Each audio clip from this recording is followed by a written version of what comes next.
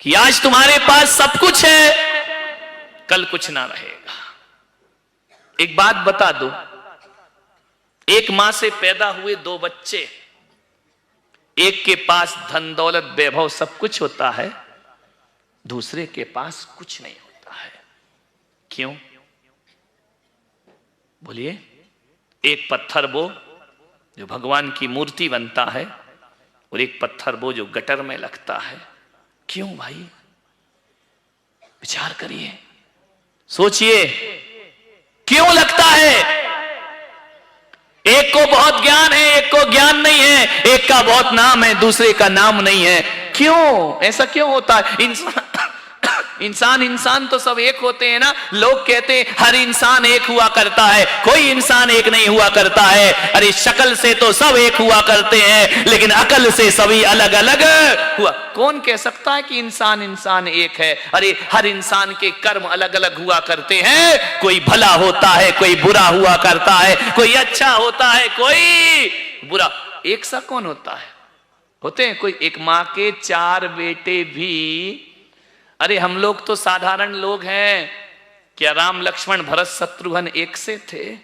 राम का स्वभाव अलग था, लक्ष्मण का स्वभाव अलग था, भरत जी का स्वभाव अलग था, शत्रुघ्न का स्वभाव अलग। सबके अलग अलग स्वभाव होते हैं। अलग अलग स्वभावों के द्वारा उनको अलग अलग तरह का व्यवहार, उनके जीवन। कोई एक नहीं हुआ करता। धृतराष्ट्र के 100 पुत्र 100 के 100 एक नहीं थे। रावण के यहां जो 1000 पुत्र थे वो एक से नहीं थे।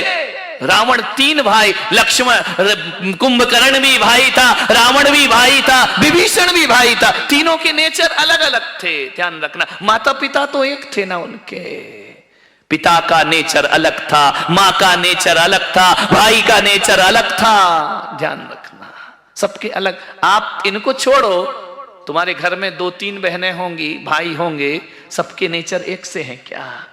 बोलिए। माँ बाप तो एक ही होंगे ना, लेकिन माँ बाप के स्वभाव भी बच्चों से नहीं मिलते हैं। सबके नेचर अलग अलग है, सबका स्वभाव अलग अलग है। इसका कारण इतना ही है कि सबका कर्म भी अलग। जैसा जिसका कर्म वैसा उसका नेचर, जैसा जिसका नेचर वैसा उसका फ्यूचर। ध्यान रखो, नेचर से फ्यूचर बनता है। ध्यान रखना, सबके अलग अलग होते हैं, सबकी करनी अलग अलग है, सबकी भरनी अलग अलग है। किससे मिलता है सब कुछ? पुण्य से। जिस दिन पुण्य चला गया उस दिन सब बर्बाद होगा या नहीं होगा? आपसे पूछ रहा हूं, विचार करिए, सोचिए, चिंतन करिए। जब तक पुण्य है तब तक सब कुछ है। पुण्य का उदय चल रहा है ना, मोदी मोदी मोदी मोदी मोदी, ये क्या है? पुण्य का उदय है। राहुल की सभा में मोदी मोदी चिल्ला रहे हैं लोग, ये क्या है? पुण्य का उदय है। जिस दिन पुण्य चला गया ना, मोदी फिर काहे का मोदी। ध्यान रखना, कभी सोचना, जब तक अटल जी थे, जब तक हाथ पैर चलते थे, भाषण देते थे, सारी दुनिया पीछे भागती थी। और 5-6 साल से जब बीमार पड़े ना, तो सगे दोस्त भी उनको देखने को नहीं जाया करते। कहां प्रधानमंत्री रहे इस देश के? अंत समय कैसा रहा? एक समय वह था कि लोग उन्हें भूल गए थे। ध्यान रखिए, मरने के बाद लोग बोलते हैं दुनिया भूल जाती है। यहां तो ऐसा भी होता है कि जीते जी भी लोग भूल जाया करते हैं। अरे और कोई भूले या ना भूले, खुद की औलाद भी हमको कभी कभी भुला दिया करती है। ध्यान रखिए, ये पुण्य पाप का खेल है। आज संयम धर्म कह रहा है कि महीने में रोज ना सही, ध्यान रखना, 4 दिन। 4 दिन जानते हो? अष्टमी और चतुर्दशी आती है। एक महीने में कितनी बार आती है?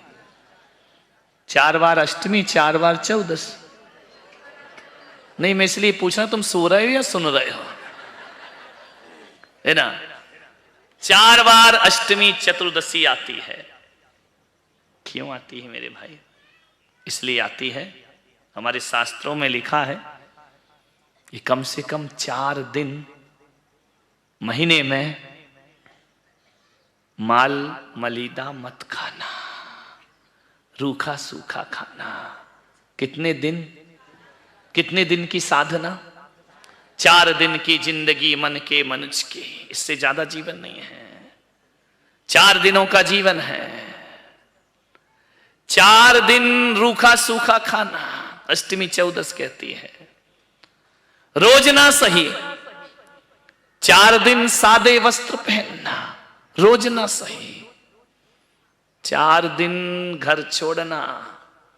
शास्त्रों में लिखा है अष्टमी चौदस को घर छोड़ के मंदिर में निवास करना चाहिए। ये नहीं कि एक टाइम खाया और दिन भर घर में टीवी देख रहे हो, बोले क्या है, बोले अष्टमी का उपवास है ना। ये महिलाएं क्या करती मालूम है? आजकल की नहीं मालूम, पुराने जमाने की।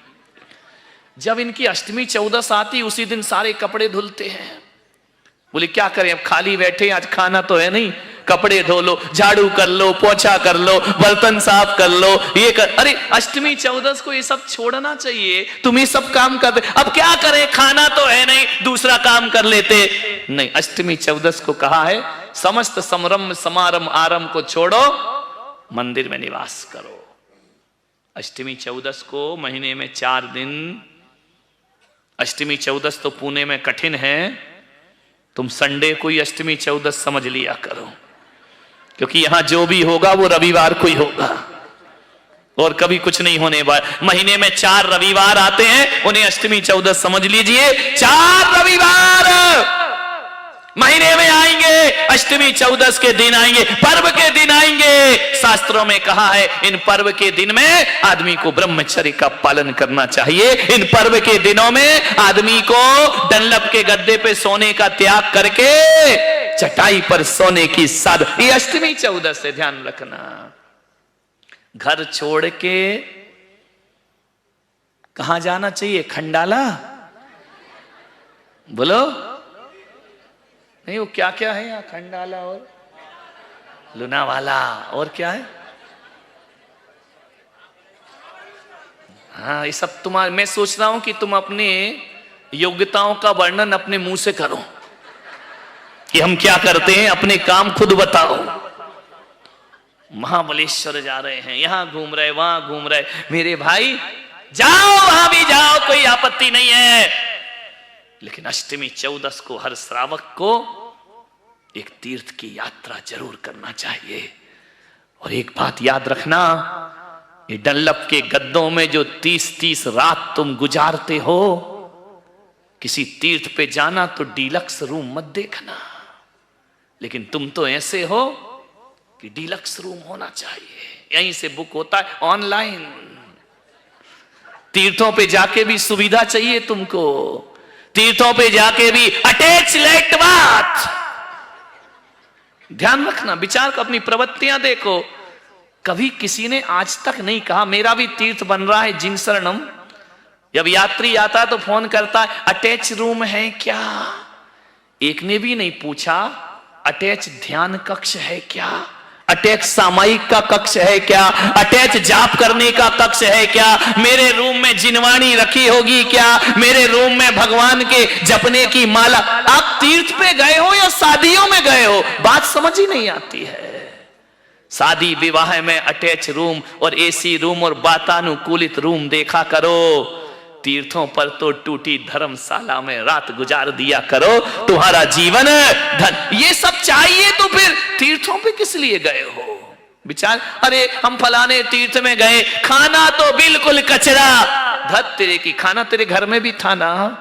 खाना खाने के लिए गया था, अच्छा रूम देखने के लिए गया था, अच्छी हवेली देखने के लिए गया था, ये टीवी एसी ये देखने के लिए। मेरे तीर्थ पे भी बनी है धर्मशाला, टीवी भी है, एसी भी है, सारी सुविधा है, सब बना रखी हमारे ट्रस्टियों ने जिन शरणम तीर्थ में। लेकिन मेरा देख के मन ऐसा होता है जब यही सब करना था तो घर में क्यों नहीं करते मेरे भाई?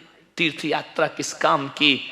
अरे आज तो शिखर जी जाओ तो यहीं से रूम बुक हो जाते हैं। विचार करिए, पहले धर्मशालाएं होती थी खुद उठ के बाल्टी लेके गर्म पानी लेने जाना पड़ता था। अरे चटाइयों पर गद्दों पर सो जाते थे आदमी, डनलप के गद्दे नहीं मिला करते थे।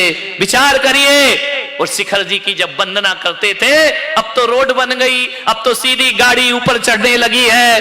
पहले जाते थे 2 बजे रात को उठते थे, हाथ में लकड़ी होती थी, एक हाथ में लालटेन हुआ करते थे, पथरीली उबड़ खाबड़ रास्तों पे चलते थे, कंकर चुभते थे, पत्थर चुभते थे, ठंडी लगती थी और मुंह से ये नहीं निकलता था कि कहां आ गए, मुंह से ये निकलता था सावलिया पारसनाथ शिखर पे भले विराजे जी। ध्यान रखिए, कंकड़ पत्थर में भी आवाज क्या निकलती थी, सावलिया पारसनाथ शिखर पे भले विराजे जी। अब तो क्या होता है, न चंद चावल पड़े मिलते हैं, न चंदन की खुशबू मिलती है, अब तो पाउच पड़े हुए मिला करते हैं। ध्यान रखिए, अब तो पानी के पाउच मिलेंगे, गुटके के पाउच मिलेंगे, गली गली जगह जगह पग पग पर नींबू पानी मिलेगा। क्या ये फिर क्यों जाते, काय के लिए तुम तीर्थ पे गए हो? ये सब करना है तो घर गृहस्थी अच्छी है मेरे भाई। इन सब से ऊब के तीर्थ स्थान जाया करता था, इन सब से छूट के धर्म स्थान जाया करता था। हकीकत में कहो तो आज तीर्थ नहीं, पर्यटक स्थल के रूप में परिवर्तित हो गए हैं। लोग मनोरंजन करते हैं वहां जाके, टाइम पास करते हैं लोग जाके। मैंने देखा है, तीर्थ बनाने के बाद हमको अनुभव हुआ कि ऐसे ऐसे लोग हैं जो अपनी खाने की व्यवस्था अच्छी मांगते हैं, रूम अच्छा मांगते हैं। एक भी नहीं कहता है कि मैं आऊंगा तो भगवान का अभिषेक करूंगा, धोती दुपट्टे की व्यवस्था की जाए, पूजन की कोई नहीं कहता है। कई लोग तो ऐसे भी देखे हैं, रात धर्मशाला में गुजारते हैं और जाते समय मंदिर यूं करते हैं और बाहर निकल जाया कर। किस लिए गए हैं हम? संयम। 10 दिन नहीं, महीने में 4 दिन रूखी रोटी खाया करो। महीने में 4 दिन चटाई पे सोया करो। महीने में 4 दिन बिना नमक का भोजन कर लिया करो। महीने में 4 दिन महलों से उतर के धर्मशालाओं में रात बिताया करो। ध्यान रखना, क्यों कह रहा हूं मैं कि आज जो डनलप का गद्दा मिला है ना, वो तुम्हारे पुण्य का उदय है। आज जो सुंदर सा फ्लैट खरीद रखा है ना, वो तुम्हारे पुण्य का उदय है। आज जो डाइनिंग टेबल पर बैठ करके भरी भरी थालियां रखी है ना, वो तुम्हारे पुण्य का उदय है। एक दिन ऐसा आ सकता है इस जिंदगी में, जिस दिन पुण्य छीन हो गया, उस दिन फ्लैट बिकने में ज्यादा देर नहीं लगती है। ध्यान रखना, जिस दिन पुण्य छीन हो गया, उस दिन सोना चांदी बिकने में देर नहीं लगती है। अरे हमने देखा है इस जीवन में, रातों रात लाखपति खाकपति हो जाया करता है, महलों में रहने वाला किराएदार हो जाया करता, अपने ही मकान में किराएदार हो जाता है। किंगफिशर का मालिक विजय माल्या सारी दुनिया में राज करने वाला आज देश निकाला हो जाया करता है। विचार करना है, आपको सोचना है।